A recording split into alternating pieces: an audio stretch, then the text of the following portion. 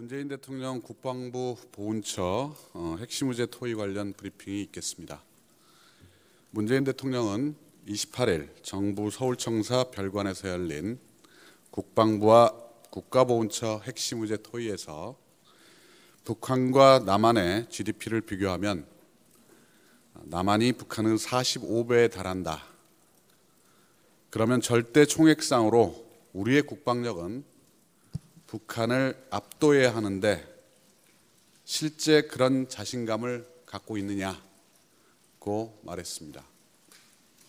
문 대통령은 압도적 국방력으로 북의 도발에 단호하게 대응해야 한다. 하나 북한과의 국방력을 비교할 때면 군은 늘 우리 전력이 뒤떨어지는 것처럼 표현하고 있다면서 심지어 우리 독자적 작전 능력에 대해서도 아직 때가 이르고 충분하지 않다고 하면 어떻게 군을 신뢰하겠는가라고 말했습니다.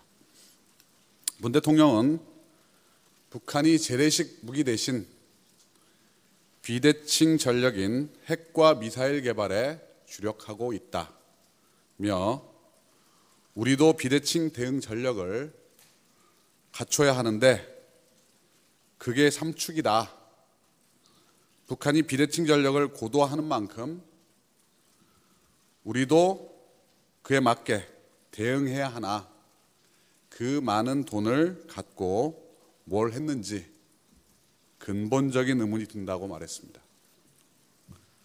군 현대화 관련 문 대통령은 필요하면 군 인력 구조를 전문화하는 등 개혁을 해야 하는데 막대한 국방비를 투입하고도 우리가 북한 군사력을 감당하지 못해 오로지 연합 방위 능력에 의지하는 것 같아 안타깝다며 전력 차원뿐 아니라 군 병영문화 혁신을 위해 우리 군 인권 개선 및 병영문화 혁신 특별위원회, 군 옴부즈맨 제도, 국가인권위원회 등에서 오랫동안 군 문화의 개선을 요구했음에도 군이 계속 거부했다고 말했습니다.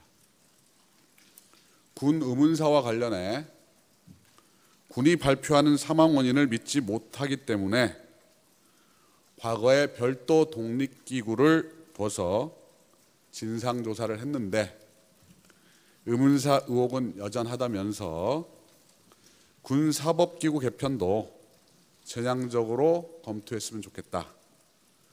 군의 태도를 보면 고유한 뭔가를 지켜야 한다는데 집착하며 늘 방어적으로 대응하는데 중요 사건에 대해 군 발표를 믿지 못하고 불신이 계속되는 상황을 근본적으로 개혁해야 한다고 말했습니다.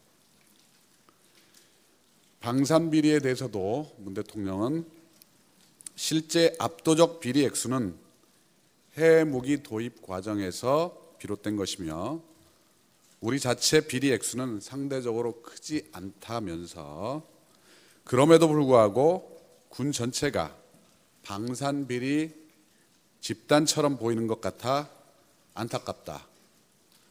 방산비리에 대해서도 정확한 대책을 세워 방산업체, 무기중개상, 관련 군 퇴직자 등을 전수조사하고 무기 획득 절차에 관여하는 분들에 대해서는 신고제를 도입할 필요가 있다고 말했습니다. 광주 5.18 민주화운동과 관련 문 대통령은 공군의 비행기 출격 대기나 광주 전일빌딩 헬기 기총소사 등을 조사할 예정인데 조사를 하다 보면 발포 명령 규명까지 갈 수 있을 것이라면서 지금까지 군 발표 내용을 믿지 못했는데 이번에는 확실히 가부간 종결을 지어 국민들의 신뢰를 받는 계기로 만들라고 지시했습니다.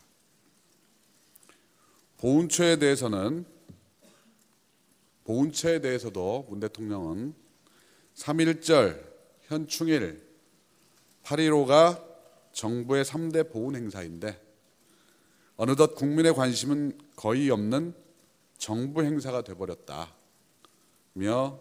아주 의례적이고 박제화된 기념식 대신 3.1절의 경우 탑골공원이나 아온의 장터 등 실제 기념비적 장소에서 국민들도 직접 참여할 수 있도록 현장성을 살려 재현하는 게 바람직하다고 말했습니다.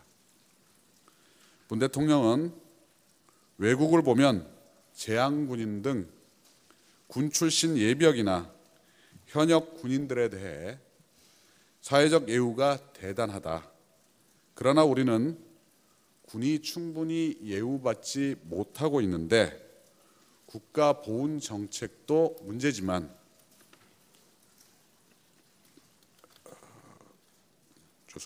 국가 보훈 정책도 문제지만 국민 보기에는 군도 문제라며 군장성 출신이나 재향군인회나 보훈단체 등이 정치적 중립성을 잃고 편향된 모습을 보여 사회적 존경을 잃어버린 측면도 있다고 말했습니다. 문 대통령은 광복군과 신흥무관학교 등 독립군의 전통도 우리 육군생활학교 교과과정에 포함시키고 광복군을 우리 군의 역사로 편입시키는 노력도 필요하다고 말했습니다. 이상입니다.